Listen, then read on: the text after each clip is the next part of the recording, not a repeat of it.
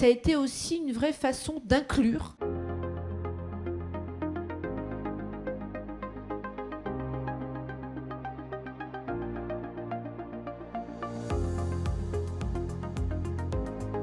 Bonsoir à tous, merci d'être en direct pour ce live, le deuxième numéro du Face à Face. Vous avez pu avoir le premier jeudi dernier avec Manon Aubry, vous allez donc avoir le deuxième avec une étiquette politique totalement différente, avec les Républicains, Valérie Debord. Je vais vous rappeler dans quelques instants qui elle est, pour ceux qui ne la connaissent pas. Alors je vais tout de suite la prendre en invitation puisqu'elle est déjà là. Madame Valérie Debord en direct, bonjour. Bonjour. Valérie. Bonjour. Je vais rappeler pour ceux qui nous regardent que vous êtes vice-présidente à l'emploi et à la formation dans le Grand Est et présidente du groupe de la majorité régionale. Avant d'aborder un petit peu toutes ces thématiques, moi j'aimerais un petit peu savoir quels mots pourraient vous qualifier et pourquoi. La joie. Parce que je pense que voilà, la vie est belle à partir du moment où on s'engage. Et il faut donner de la joie pour en recevoir. Voilà. Alors ça peut paraître étrange quand on fait de la politique, mais ça est aussi, somme toute, une volonté, et ça a toujours été pour moi un guide d'engagement. On se pose toujours la question, comment les politiques en arrivent là? Alors vous, dans votre cas, comment vous êtes arrivé en politique? En fait, moi, c'est très simple. Ça va vous ramener d'ailleurs peut-être à vous et aux gens qui nous écoutent et aux gens qui font des études. J'étais à la fac de droit à Nancy et en fait, on n'avait pas de cafette. Et donc, du coup, j'ai milité en fait pour pouvoir créer au sein de la fac une cafétéria. Et donc, c'est comme ça en fait, tout bêtement. Donc, j'ai choisi un syndicat étudiant qui s'appelait la Confédération des étudiants libéraux de France, le CELF, et en fait, qui était très proche de l'UDF.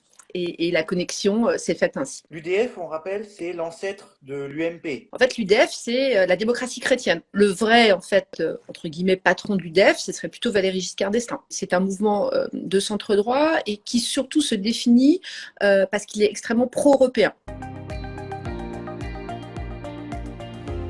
Quand on veut faire de la politique, pourquoi on s'engage? Aujourd'hui, la politique, on sait très bien qu'elle perd en sa popularité, que les jeunes, par exemple, y croient de moins en moins.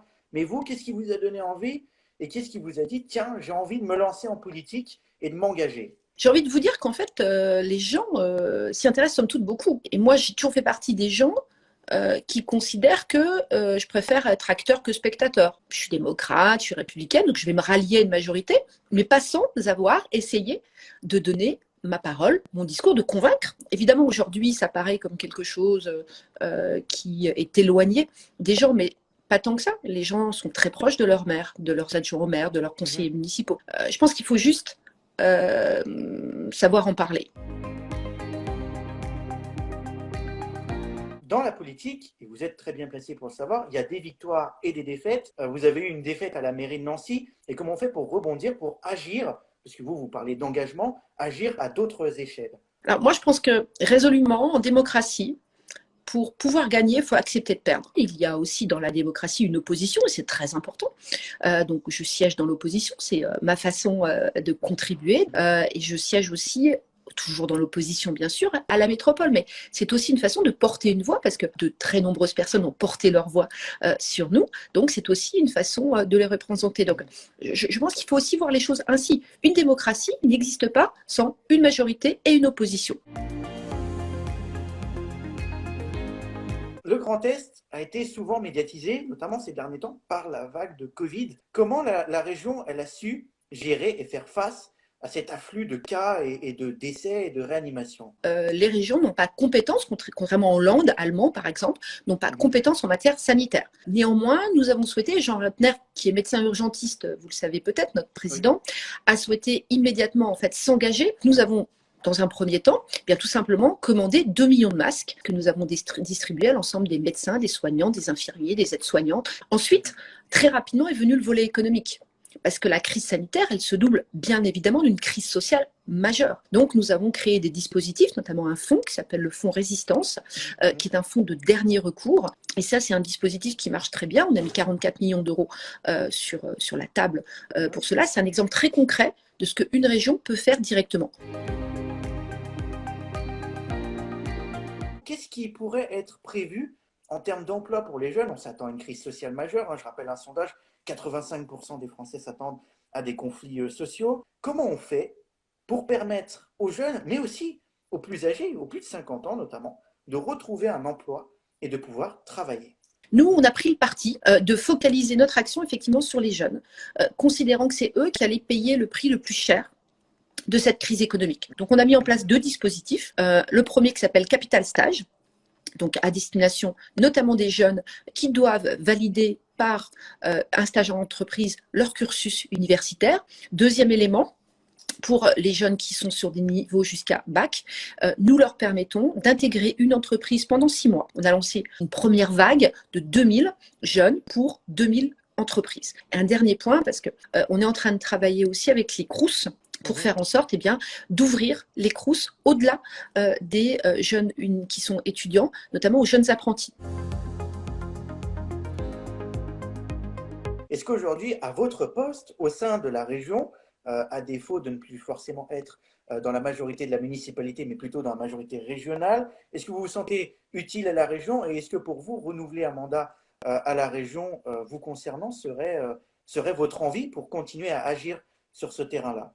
Alors utile, oui, de façon extrêmement concrète en fait, par les dispositifs que je viens de vous citer, mais par d'autres, quand on fait en sorte que sur l'ensemble du territoire, le très haut débit puisse aller dans toutes les communes, même les plus petites, on est utile. Tout ça, c'est très concret. Vous avez la possibilité, effectivement, de faire sur le terrain. Donc, c'est quelque chose qui est passionnant, qui m'intéresse effectivement beaucoup. Si Jean Rottner repart, si une majorité des gens avec qui je suis aujourd'hui, effectivement, le souhaitent, c'est des choses qui sont envisageables, sachant que pour être très honnête avec vous, vous savez que les élections devraient être reportées.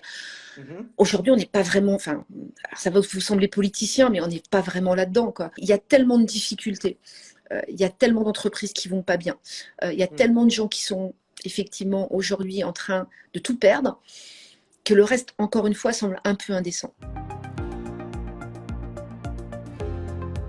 Les politiques, parfois, sont perçus comme déconnectés de la réalité, et notamment les jeunes le perçoivent. Qu'est-ce que vous répondez, vous, à ça, vous, élu local, régional, et aussi à Nancy, qui êtes sur le terrain? Est-ce que vous sentez que vous êtes déconnecté des réalités? Alors déjà, je pense que quand on a 49 ans et qu'on rencontre quelqu'un qui en a 20 ans, par définition, il trouve que vous êtes déconnecté. Mais quelqu'un qui a 70 ans va me trouver trop connecté. Une des grandes règles qui est la nôtre avec Jean Rottner, c'est de dire on met en place un dispositif. S'il marche, on continue. S'il marche pas, il s'arrête. On est dans le dogme de l'expérimentation. Un des maîtres mots qui est le nôtre aujourd'hui, c'est l'agilité. Vous êtes toujours en train d'essayer de concilier des choses qui peuvent paraître complètement inconciliables avec des gens qui sont toujours, eux, persuadés qu'ils ont raison.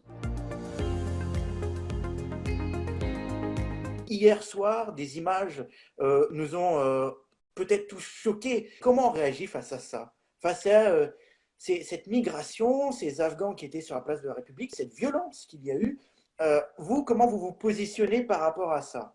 C'est-à-dire que vous avez en fait la confrontation entre des gens voilà, qui sont dans une situation catastrophique, qui sont installés sur cette place, on ne sait quand même pas trop pourquoi. Par contre, la violence qu'on a pu voir de quelques agents de police, effectivement, paraît très décalée avec ce qui est notre conception du respect de la nature humaine. C'est somme toute une chance d'être dans un état de droit où on peut, sans aucune difficulté, faire en sorte qu'une personne qui n'a pas respecté l'éthique de son métier, y soit confrontée et soit déférée devant un juge comme tout justiciable.